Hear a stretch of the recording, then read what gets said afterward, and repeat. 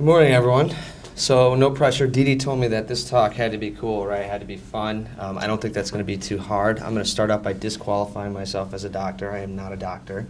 I think that's why I'm honored and humbled to be here to talk with you guys today. This is phenomenal work that we've been learning and trying to pioneer in the last couple of years that is really an interdisciplinary effort, and it's going to take that moving forward. So. Really want to stress the idea of collaboration between different departments, specialties, industry, and manufacturers. So let me get into some really kind of lighthearted stuff and some fun stuff, and we'll show you kind of how I got to be in healthcare and why I started up, where I started from. So the top pictures there is the College for Creative Studies, just a few blocks away here in Detroit. It's an international design school, nationally recognized, internationally recognized. The building on the left on the top is actually originally, you see below, the original GM headquarters for design, the Harley Earl Studios, where they started to innovate and design fins on cars and do all these ridiculous kind of things to make that industry really elegant. The interesting thing about that space is actually around wartime, they started to develop higher tech innovations with industry like GE and other companies, and that is where I believe the first artificial heart was created. So the heart-lung machine. I present this image because it's pretty basic, and we go back to, everyone's pretty familiar with this. You look at the square, you look at the circle. In my traditional studies and going back, the square fits within, the circle fits within the square in a perfect manner. If you just draw corners, it's curves in the four corners of the square. Da Vinci did it here by extending the arms of the man here, and you can see that it actually puts man, geometry, and everything else in sync and in harmony. And his thought was that this was the ultimate kind of building relationship between God, body, and basically mathematics and science. So this is what I did when I first went there. Basic cube shapes, right? Let's talk about how we hand sketch these. We draw these on 2D, but we're creating three-dimensional things. And the reason I bring this up is because one thing I've stressed to Dee Dee since we've met, and she walked into our office one day, is that you're looking at black and white. You're looking in 2D. I said, for me, it doesn't mean anything to me yet. So how do we translate 2D into 3D? We start to sketch, and in industry you can see this. It's really fancy, and it's fun, and it's elegant, but it really doesn't have a whole lot of meaning, like here in healthcare. It's fun to look at, though, so I figured I'd throw it in the archives and give you guys some look into what I did previously, right? So we have some cool sketches, whatever, 2D on the top left, and then you have 3D on the bottom. But then you can go into a physical handmade model. That's a handmade model that represents the illustrations, the drawings, the specs for the dimensions, etc. And then you move on further to the real elegant product. So how did I get into healthcare, right? That's what I did for my internship while I was in school. But more importantly, what industrial design is, it's a field that extends far beyond just styling, right? So design research. We need to optimize products, systems that optimize function, and we need to create value and the appearance for the mutual benefit of the user and manufacturer. And I think that's the same story across any industry. These are some of our guiding principles, actually, in what I understand. Design thinking, it's thinking differently. We think about, I'm not interested in designing a new chair, I'm interested in designing the way you sit, a new way of sitting. So a collaboration between the Henry Ford Health System and College for Creative Studies brought me on board. We have what I know now as being the Innovation Institute was being founded. They took 15 design students and they threw us into the hospital and said, have at it, identify a problem, create a solution. So from that collaboration, we did a couple projects, and one of the results was this. We've actually successfully launched this and licensed it to Medline Industries, and it's on sale in the market today. It's a patient privacy gown, but we're not here to talk about gowns today. We're here to talk about CAD, computer-aided design, right? What is computer-aided design? It's kind of like this mystified thing, and same with cardiology. It's very mystified to me up until about 2 years ago. So I go back to the 2D. Yes, elegant, okay, sketches, they're fun, but this is CAD, right? This is the basic building blocks of CAD. You start with primitive shapes, cones, squares, triangles.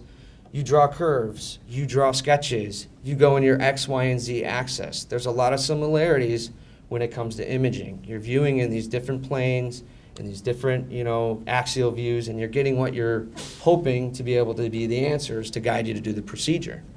Because the amazing thing is they don't have cameras. We can do some things for surgery, which is amazing. We can build surgical devices from CAD. We can mock these up. We can put them in, superimpose them, see if it's realistic, create prototypes, make sure that they're going to operate and function the right way. And you can see how that progression happens really quickly for industry. A lot of times industry arrives and they have a device already and they say, here you go, and we've tested it and we proved it and everything else, and then the doc says, I hate it. And then you're wondering why, because we haven't done enough user interface and interaction. And usually that's the miscommunication between engineering and industrial design. Industrial design has that thought process. It's like really getting that user feedback and how it's going to benefit the patient and how it's actually going to benefit the physician.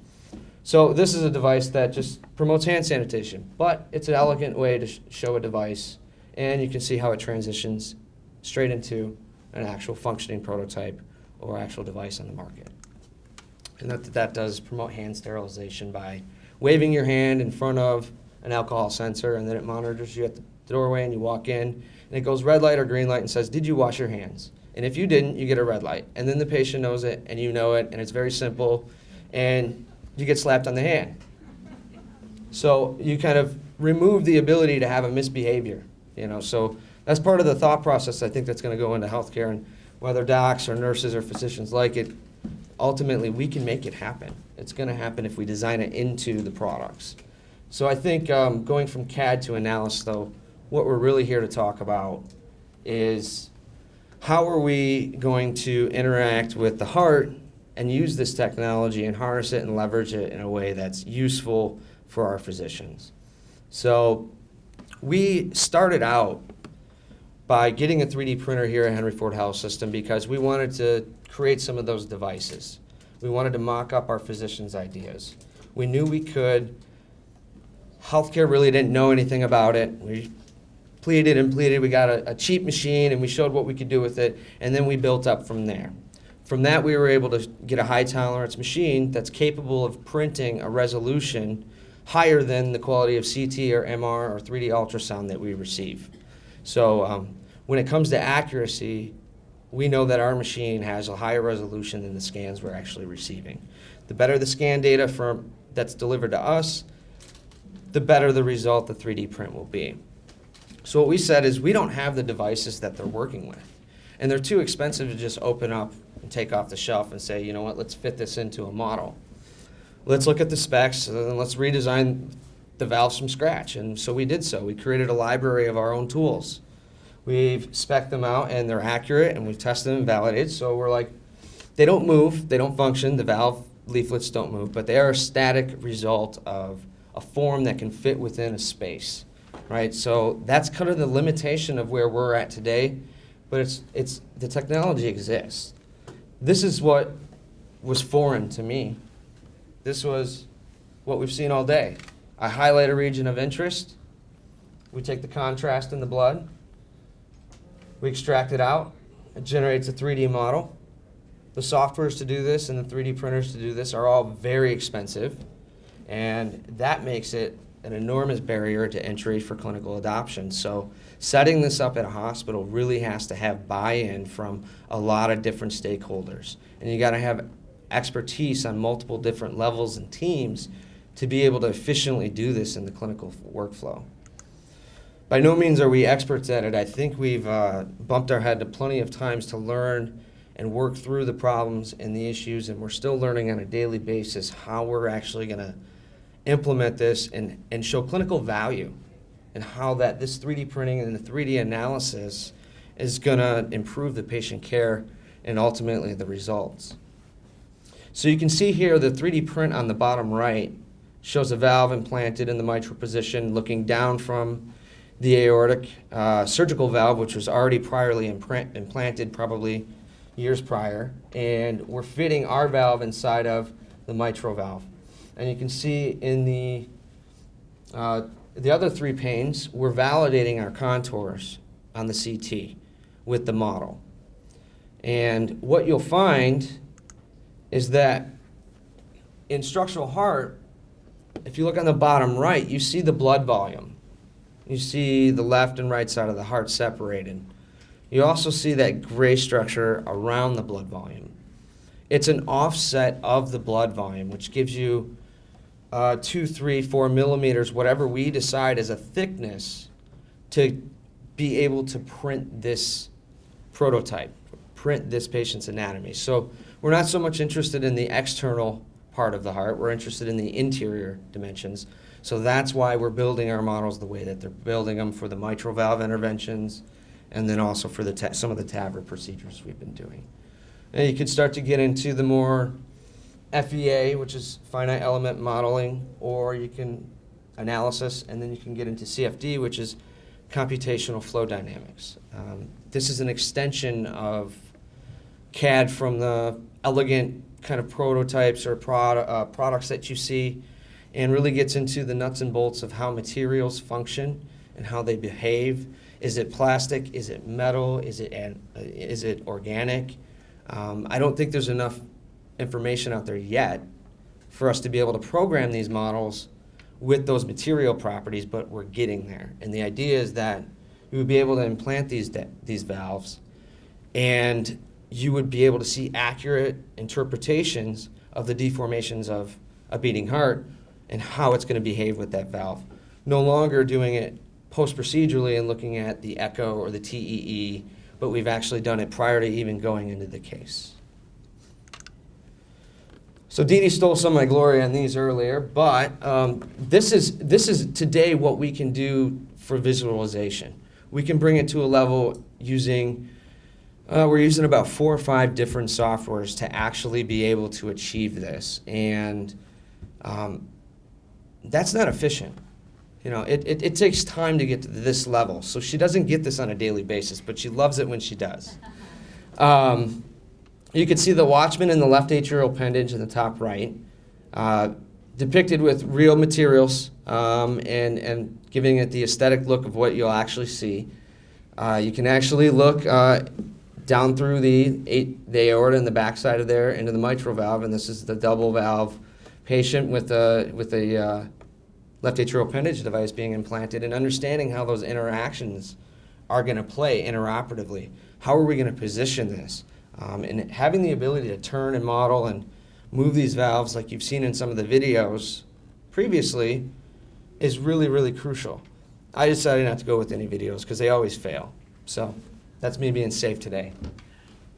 But you can see at the bottom there we have the left ventricle outflow tract completely obstructed, and she showed you that earlier. In the top left and bottom left, and then the bottom right's a close-up of that. But the dark red that you see here is the calcium. And the calcium is totally going to dictate which way we are positioning the valve. And knowing that by working with the physicians and getting their direct feedback on a regular basis and checking our work is crucial for the success of our modeling and the saving of time.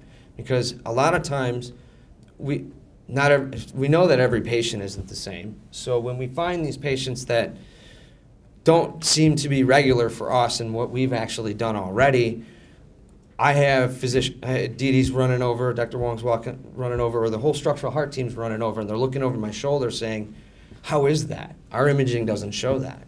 So it's really been amazing since that point in realizing that what we've been able to do is kind of change the thought process and the planning process. And it's happened fairly quickly here at Henry Ford. And we think that having industry support here and everyone being here and coming to travel and see what we're doing, we really appreciate it. And we just can't speak to how fast this area is moving and where it's going to go. So how do we get to 3D printing? And we look at some of the current examples being done today. On the top left, you have ribcage orthopedics. They're having a lot of success in that area. Custom fit implants designed specifically for the patient. To the right of that, you have 3D printed hearing aids. It's like a market standard today. Printing is happening, and it's happening quickly. It's evolving really, really fast. So the idea that we're going to resist this technology in healthcare is something that is not acceptable, I don't think. The results that you're going to see from this technology and the tangible outcomes that you can get will prove themselves in the days to come. You can see the neuro 3D prints with the multi-colors, planting the implants for the skull, hip implant on the bottom along with a multi-color, multi-material 3D printed kidney, and just a fun little sea turtle with an implant to improve his life. And ultimately what we hope to be able to continue to do with patients here at Henry Ford is improve their life. The bottom right example is a great example from U of M. They did a tracheal stent, and what this did is it's a bioresorbable material that's 3D printed, and it was patient-specifically made to relieve the airway over time, and there's been a lot of press behind it, and I commend them for that success. It's been fantastic. The process of 3D printing takes some time, so you see there's this material that these prints have to print with, and it's called a support material, because if you're building an arch, you can't continue to build that arch, it will collapse on itself. So 3D printing is built layer by layer by layer by layer, either by going down in a build platform or going up in a build platform. And then once we've taken all those CAD files and put it into the 3D printer and made sure that it's properly formatted to be 3D printed and built in different features, like you can see at the top left, you're probably wondering, what is that? We see that on multiple prints. It's a hinge. We've created hinges for the prints so that when we hand the model over, we can actually cut it and open it up so that it's more like a teaching model and you can start to interact with it and you don't lose the other half, because that's been something we learned. Dee Dee will lose the other half, and then we have to print another one, and that's time, and it's expensive, and it can be costly and inconvenient, especially when you have a case. And it takes sometimes 10, 11 hours to print some of these. Some examples of the valves being photoshopped into the print there, you can see on the bottom right and left, but it's a clear example of what we're doing with the valves and how we're benchtop testing the way that they interact with the prints. Bottom right is part of our left atrial appendage archive. You'll see more of that later. And just an example of the neuroprint and the scale that we can take it to is doing the entire human skull and printing the aneurysm and removing the orbital and creating magnetic fasteners so that you can put this model back together and plan your approach from two different angles. This is a close-up of our 3D prints. We've actually taken magnets and implanted them in the print themselves. So we have kind of a tool set, right? We've created a tool set of the devices we're using. We've created, the various devices in various sizes, and we're creating these fasteners that we plug into these models and then attach them to every patient's 3D print that we do. We post-process it, clean it like you saw, and then we implant the magnets, and then it closes together really elegantly. And you can start to see the fossa ovalis here on the left, which is starting to become very, very important in the left atrial appendage landing zones that we've started to identify. I think we're up to about 180 cases and counting. Part of the reason I don't have any 3D models in hand, this is Dr. Wong's office. You go over to the Innovation Institute, you don't see any 3D prints. They're all in Dr. Wong's office or in the other physicians' hands throughout the hospital because they don't want to bring them back. They're referencing them and they are using them as a library. It's a database. The knowledge that's contained with each and every one of these prints is crucial. You get a new patient and it looks like this, but it's different in this way. you start to have a memory and a visual tracking database of what that case was like. And what I want to stress so much about 3D printing is on the screen we can zoom in, right? We can zoom in and we can see things really nice and elegant, and it's really close. But when you hold a model in your hand, it changes everything. Not every case, but in the cases that are complex, the physicians who say, oh, I don't know if 3D printing will be useful in the future. It's expensive, it's a hurdle, but when they come back to us and they say, you know what, that 3D print, I was holding it in that urology case, and it gave me a sense of scale in the vascular structure, and we were approaching it robotically, and we had complications, and there was bleeding, and then all of a sudden I referred to the 3D print in the case, and it all made sense. The scale, they knew exactly where they were because of the vascular structure and the different drainage canals, and it was a successful case as a result of that work. So we look at the value. The tangible outcome, we can touch it, we can feel it, we learn a lot better that way. We learn that in simulation. We have phantom models we can train on. It's a great step. History has shown that traditional manufacturing has created these phantoms that function and behave in certain ways. That's great. I think what we'll move into is a more personalized approach, but I think the values of it is decreasing the procedure time. There's cases that we're slashing the times in the OR, and really understanding and doing the right studies to track that value is something that needs to happen, and we're working on today. The reductions in cost and operating time is obvious, but the improved prosthetic placement and fit is an instant feedback loop today. We're knowing how successful we are on a daily basis. I get an update, the patient survived. To me, that's a lot more than styling. And for me, that means a lot. And that's why I love being here and doing this work. It's amazing. And I think as we get into creating surgical guides to where we can create stencils and templates, I grew up using circle templates. I imagine surgeons using templates more and more to do their orthopedic interventions and surgeries, to where we already know where that screw is going to go. We already know the cut that you're going to make, and we're going to go in there and we're going to make your job easy. Because it's not easy. I know it's not. It's a craft, it's an art, and I take my craft and my art seriously, but I think the two specialties combined can really do some amazing things.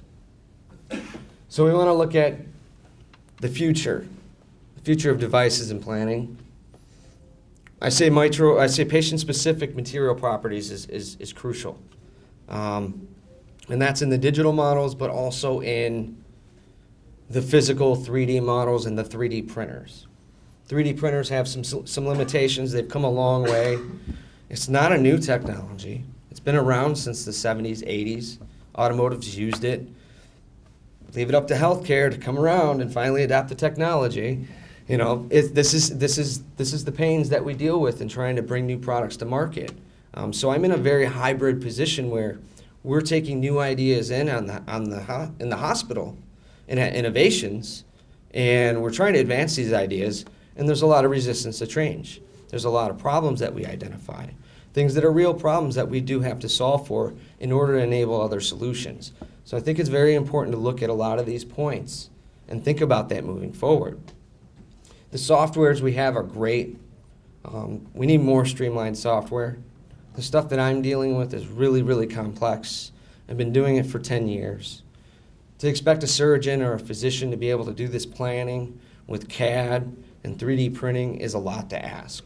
And it's a lot to ask of me when I'm developing devices and doing other sorts of planning. So we really need to find a happy medium with software and with the devices and how you do these planning and procedures. We need the software to have these elegant GUIs, which are the graphical user interface. When you have thousands of buttons and you need like 2 answers, because really that's what Dr. Wong's coming to me for.